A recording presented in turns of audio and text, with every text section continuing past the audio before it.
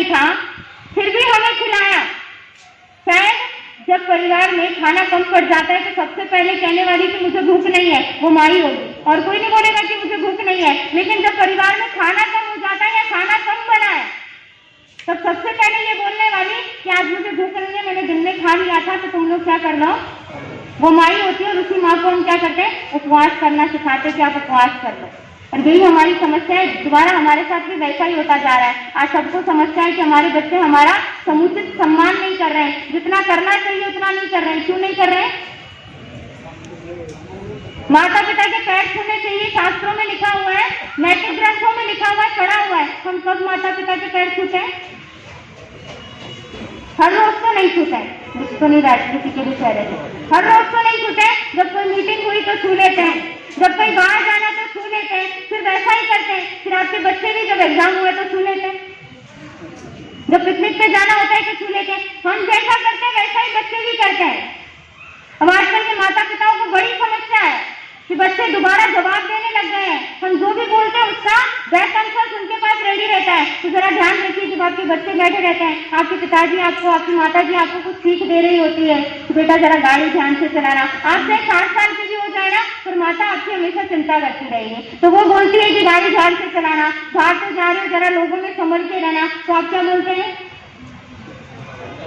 अपना ध्यान अपने पास रखो, मैंने खबर है, मुझे क्या करना है मुझे पता है, तुमको बताने की जरूरत।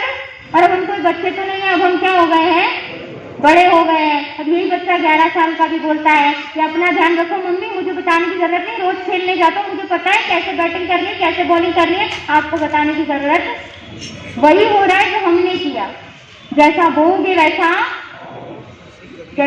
वैसा पाओगे। तो जब अभी पूछा गया था कि पैर नहीं छूते हैं, तो सिर्फ 2-4 जने इस सभा में हाथ खड़े हुए। तो उन 2-4 जनों को बहुत बहुत धन्यवाद कि आज तक भी उन्होंने अपने माता पिता का सम्मान अपनी नजरों में कायम रख रखा है। तो आज से इस सभा में जो भी बैठे हैं, जिनके भी माता पिता हैं, वो रोज अपने माता पिता के चरण स्पर्श करेंगे। हो सकता है दूर रहते हैं हमारे माता पिता, तो फोन तो हमारे पास ऐसा तो है नहीं कि हम फोन के त्यागी हैं, हम फोन करके भी उन्हें। पर जब इंडिया में आए तब तक हमारा नंबर कुछ घट बढ़ गया था। तो जब घट बढ़ गया था तो वो ग्लास हमारे चेहरे पर, हमारी आंखों पर जम नहीं रहे। महंगे बहुत है पर जम नहीं रहे। अब हमारे पास 2 ऑप्शन है, या तो ग्लास चेंज कर दो या आंखों को चेंज कर दो। या तो ग्लास को आंखों के अनुसार ढाल लो या आंखों को ग्लास के अनुसार ढाल लो। क्या करोगे? अच्छा, बदलेगा कौन? ग्लास बदलेगा कि आंखें बदलेंगी? क्यों? आप पहले आई कि ग्लास पहले आया? आप पहले आई और ग्लास बाद में। तो जो बाद में आता है वो बदलता है। आप पहले आए कि माता पिता पहले आए? तो समझ जाओ, समझाने की जरूरत नहीं, फिर भी समझा रही हूं। जो पहले आता है वो नहीं बदलता है, जो बाद में आता है वो बदलता है। पुत्र वधुएं बाद में आती है तो कौन बदलेगा? कौन बदलेगा?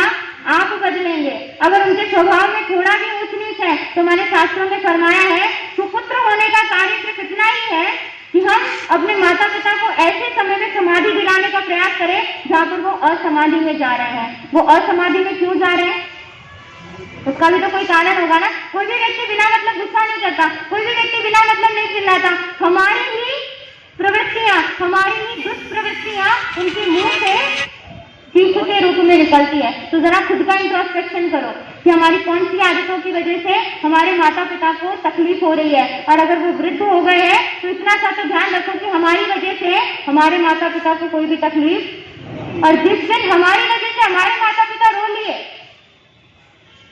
जिस दिन हमारे शब्दों से दुखी होकर उनकी आंखों में आंसू आ गए, समझ लो हमने जितना भी पुण्य किया है वो सारा क्या हो गया, किताब पे पढ़े अक्षरों को पढ़ना आ गया। तो इससे हम समझदार नहीं आते। हमारे माता पिता की आंखों में जो बातें हैं, उनके दिल में जो बातें हैं, वो अगर पढ़ना आ गया तो आप संसार के सबसे ज्यादा समझदार इंसान हो, भले फिर आपको कुछ पढ़ना आता हो या भले फिर आपको कुछ पढ़ना नहीं आता हो। तो आज आपने प्रवचन सुना कि माँ बाप को मत भूलना। अब जरा इंट्रोस्पेक्शन करो कि कहीं हमारी तरफ से हमारे माता पिता को कोई तकलीफ तो नहीं जा रही। 2 मिनट आंखें बंद करके सिर्फ इतना सोचो कि अगर हमारे जीवन में माँ नाम की कोई चीज नहीं होती तो हमारा अस्तित्व कहां पर होता? कैसे होते। और ये जब सोचोगे तब आपको एहसास होगा कि माँ की कितनी महत्वता है। और उस महत्वता को याद रखिए, आज जब घर पे जाओ तो जरा सोचना कि हमारी कौन सी क्रियाओं की वजह से हमारे माता पिता को कभी कभी रोना पड़ जा रहा है, हमारी कौन सी क्रियाओं की वजह से बुढ़ापे में आकर भी माता पिता शांति से जी नहीं पा रहे, हमारी कौन सी क्रियाओं की वजह से भी बिजनेस छोड़कर भी पिताजी हमेशा टेंशन में रहते हैं। उन क्रियाओं को सुधारने का प्रयास करो, क्योंकि थोड़ा सा ही समय बचा है माता पिता के ऋण से पूरे होने का। तो आज घर पर जाइए, सोचिए कि हमने क्या किया, क्योंकि दुखी थोड़े बहुत तो हमारे हर सबके माता पिता थोड़े बहुत तो हमसे क्या है, दुखी है, परेशान है। तो जाइए घर पर और सोचिए कि हमारी कौन सी क्रियाएं हम दोनों भाइयों की वजह से परेशान है, भाइयों बहनों की वजह से परेशान है, या हम अकेले हैं तो भी परेशान है। तो जरा सोचिए और अपनी माता के दुखों कष्टों को, जैसे बचपन में हमारी छोटी सी घाव को वो मरहम लेकर आती थी, आज हमारा समय है कि उनके दिल के बड़े बड़े घावों पर हमको क्या लगानी है, मरहम लगानी। तो अगर हम सुपुत्र या अच्छी पुत्र वधू बनना चाहते हैं तो हर रोज सिर्फ इतना ध्यान रखें कि हमारी तरफ से उनको तकलीफ नहीं होनी चाहिए। सब संभालो, सब एक बार को बाद में संभालोगे तो भी चलेगा, एक बार उनको संभाल लिया तो सब संभल गया। इन्हीं भावना के साथ अपने वक्तव्य को विराम देते हुए